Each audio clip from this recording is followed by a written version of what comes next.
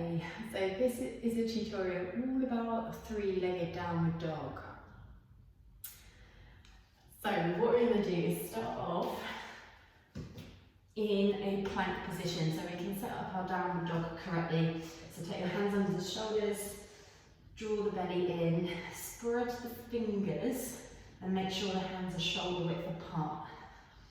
And we're going to lift the hips with the belly, straighten the arms, soften the knees here so we can keep the back long and straight. So what you may need to do, if you find that you're rounding somewhere along your back, maybe it's between the shoulder blades, maybe it's over the lower back, then bend the knees more until you can feel that torso complete length and spine complete length. And just pedal your feet up and down one at a time, so one heel drops to the ground, other knee bends.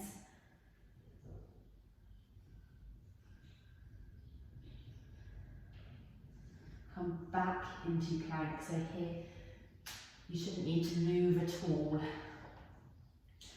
Push the ground away, roll we're going to roll the shoulder inwards but without the hand moving as we transition to downward dog. So we're going to press down predominantly through the thumbs and the index finger, the closest one to the thumb.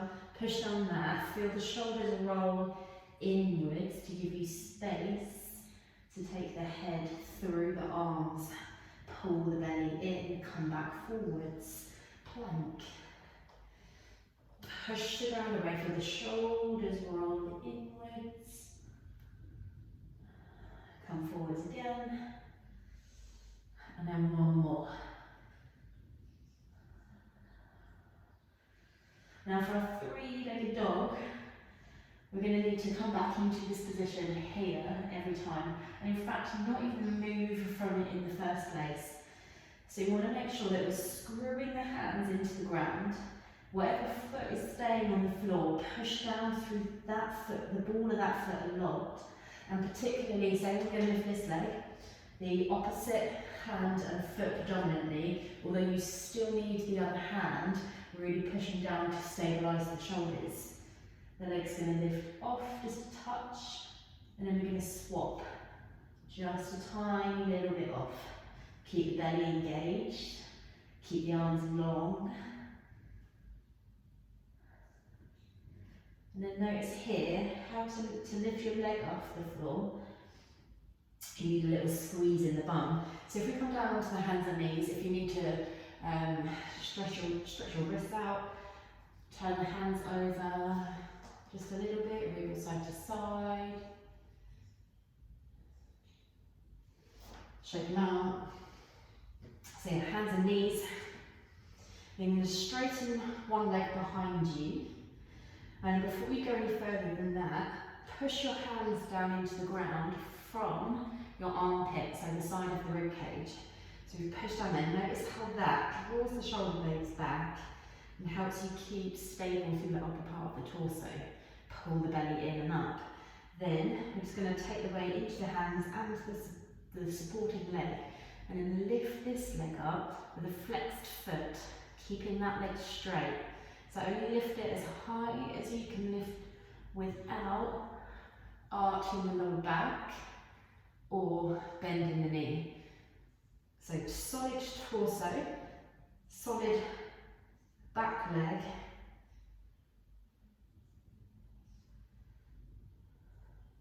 Also notice the positioning of the thigh.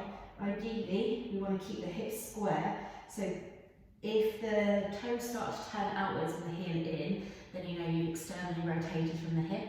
If anything, just push the heel outwards a little bit more, but make sure the toes are pointing directly down to the floor. And then that's going to ensure that you keep that leg straight and the hip square. So notice here how nothing in my torso is moving.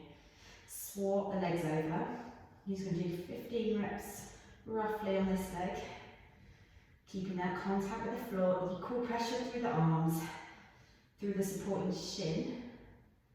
Then just notice how to stabilise stabilise your pelvis a little bit more, especially through the supporting leg, is to engage the inner thigh and push that inner thigh outwards.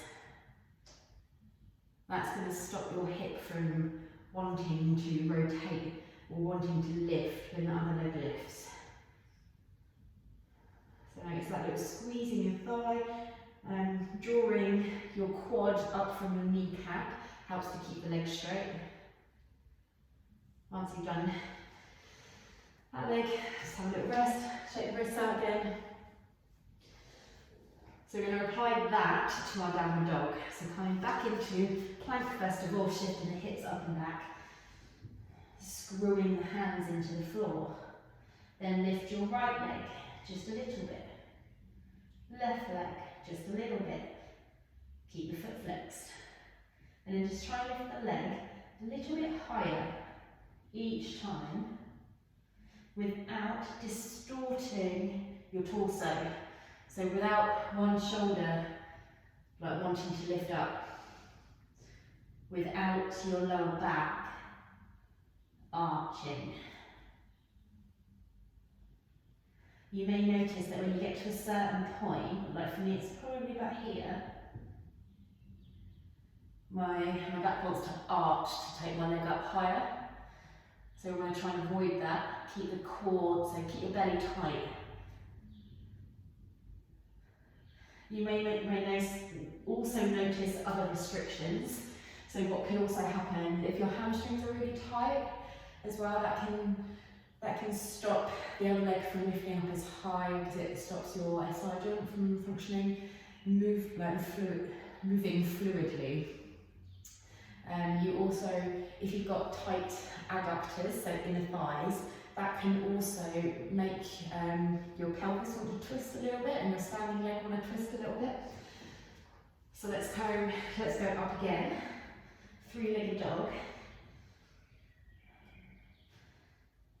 Focus on your standing leg this time, moving slowly, not letting your hip open, not letting your shoulders move or the belly squeeze in. So just stay here this time. Notice your inner thigh. Sometimes the knee wants to turn inwards to give you a little bit more space as such, but then that's moving your pelvis and the other leg into an incorrect position. So the ball of the foot of the leg that's not moving once staying on the floor, if you push down and almost try and screw it outwards a little bit, so you feel the inner thigh engaging to stop the knee coming forwards. So this part of your quad and the inner thigh really stabilise the knee there. So focus on keeping the standing leg still this time.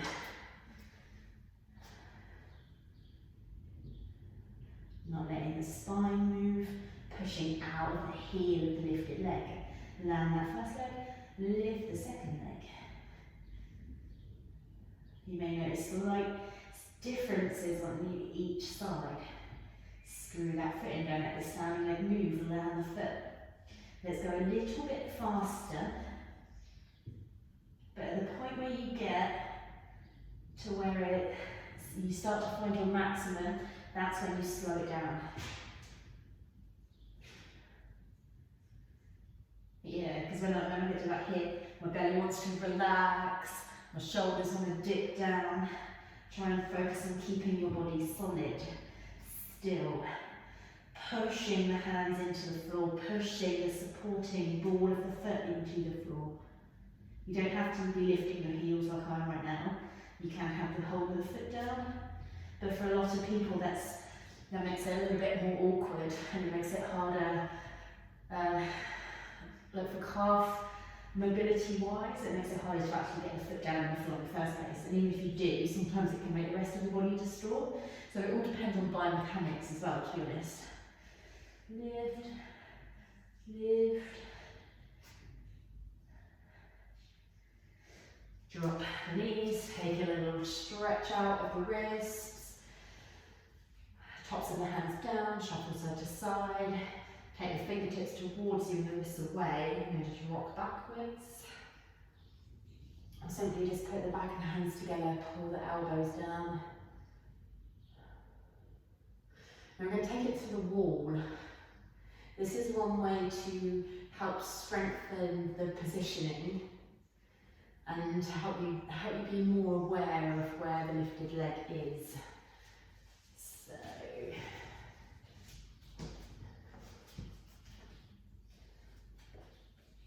I'm going to come a little bit further away from the wall than you would in a normal plank. Then we're going to come back up into downward dog, heels pressing onto the wall. I can leave that before I relax it. Then you're going to lift one leg. So first of all, just get the pressure, the strength in your upper body by pushing the hands firmly into the floor, keeping the belly in, supporting legs stable. Draw this knee in. First of all, just place that knee to the wall, check your hips are square. Slide that leg up. Now you can decide whether the top of the foot is going to rest onto the wall or the ball of the foot. I really like the ball of the foot myself. It gives you instantaneous sensation through the hip. So just again check you haven't distorted the rest of your downward dog. Keep rolling the hip of the lifted leg down. Pull the belly up. If you feel like you've gone a little bit too high, come into this position instead. And you can slowly slide that leg up the wall. Whenever you need rest, come down, shake the hands out. And then we try the same on the other side. Screw the hands into the floor, push yourself up with the strength in the upper body. Take the other leg up the wall, place the knee on the wall to start with. Check your standing leg hasn't rotated in already, so engage your bum, the external rotators of the hip to bring the knee in line with the foot. Then try straightening the top leg, pulling the belly in.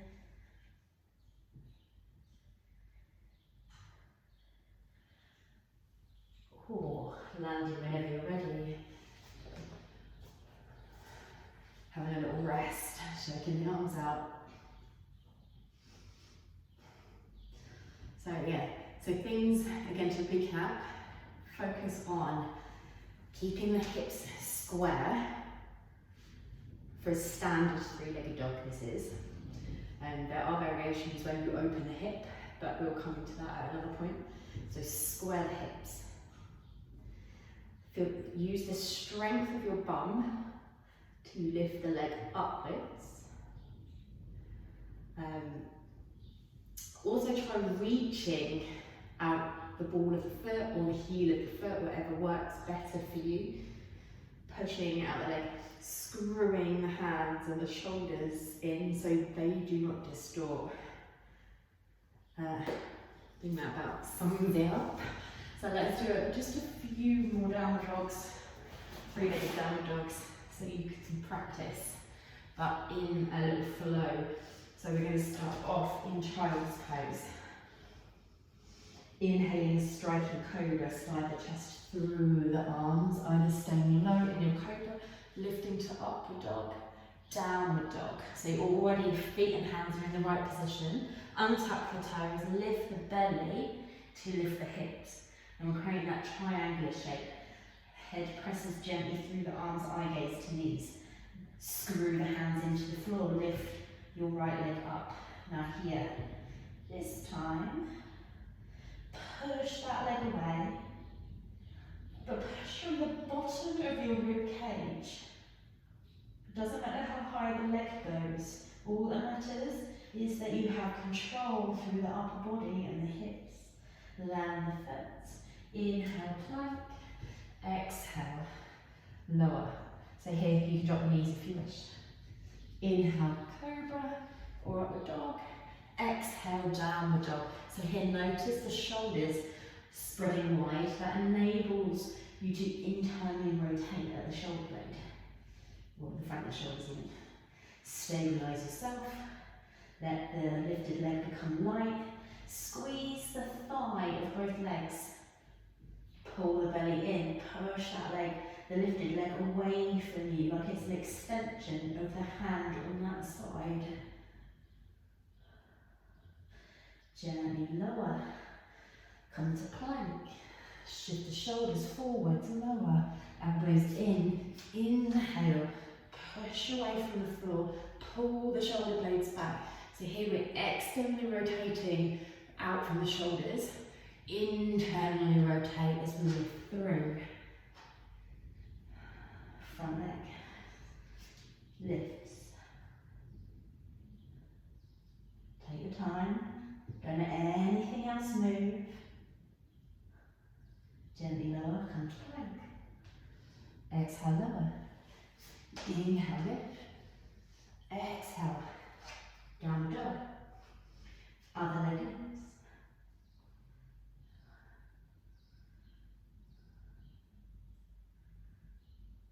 Gently lower. Come to knees, child's pose.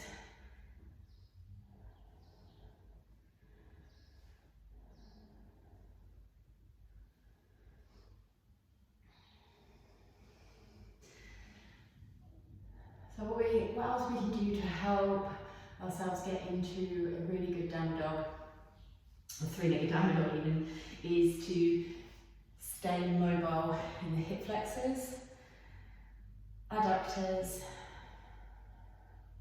and hamstrings. Totally went out of my mind then. So,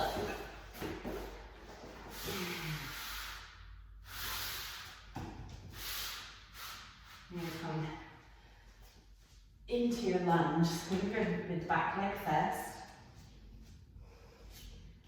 Make sure the knee is far back from the hip on this side. Square the hips to the floor.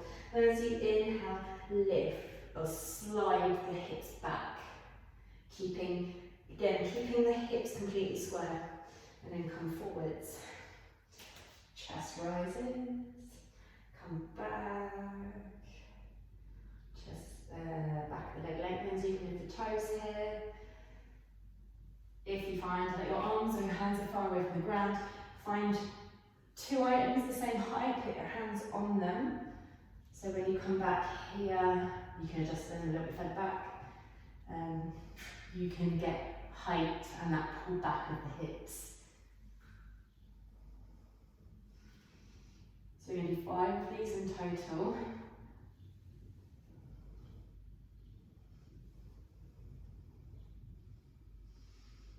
And then pivot round to the front of the mat. So the bent knee is still on the same bent knee, just to take the side of the shin behind. This foot's flat to the floor. If you can, slide the hips back and come forwards. Back and come forwards. So 5 like this.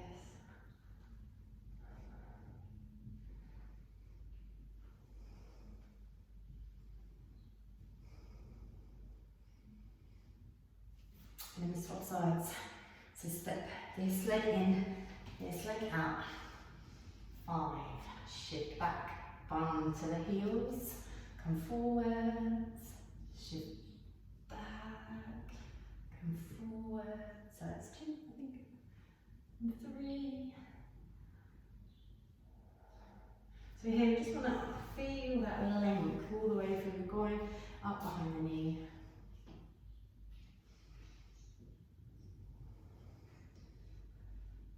And this is just mobilises it a little bit more. I'm going to turn to the other edge of the mat, turn the toes to face the side, adjust your position if you need to go a little bit wider, press the hips forwards and down, slide the hips back and up.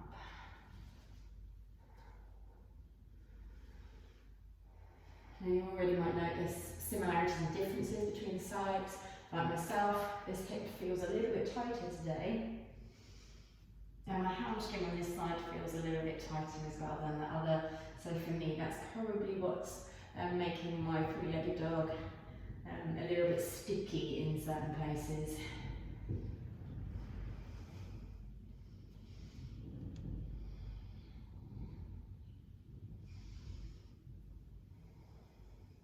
I believe that's 5. Torso control as well. So a common thing is that the lower back will overarch and the rib cage will flare upwards. So bringing strength into the front of the abdominals is actually going to help bring your awareness to that in that positioning in downward dog as well. So what I would recommend is laying down onto the back. Now you can do this with any kind of apparatus that you have, like some kind of weighted item to add a little extra load into it. But for the moment, you're going to have your hands together. Draw the belly in. So here, we want to make sure that everything around the torso is engaged and tight and drawn in. We're not trying to just hold the belly to the ground, because then that's already made our back change out as a natural position and the length. So that would mean that we're rounding the spine, and we'll end up with a whole other different shape and feeling. So long spine, engage everything around it, arms up. You can take the arms overhead as far as you can without the rib cage flaring upwards, which then creates an arch in the lower back. And you just get a little bit further away from the wall. So here, to stop the back from arching, pull the shoulder blades down, like the length of the torso, but also squeeze the top part of the abs as if you're trying to draw the sides of the rib cage together and down. If you can't feel this without a weighted object, then find something to use. Sometimes you don't notice that you're actually working either unless it loads, but that all depends on how well you know your body. If you want to add more of a challenge, lift the knees up, feet off the floor. That just adds a little bit more loading for the lower abdominals. If you want even more than that, straighten the legs. Now remember, so we're holding the top part of the rib cage down and in. That engages the top abs. And then stop your lower back from pressing into the floor or overarching by spreading the hip bones wide. Inner thighs pressed together.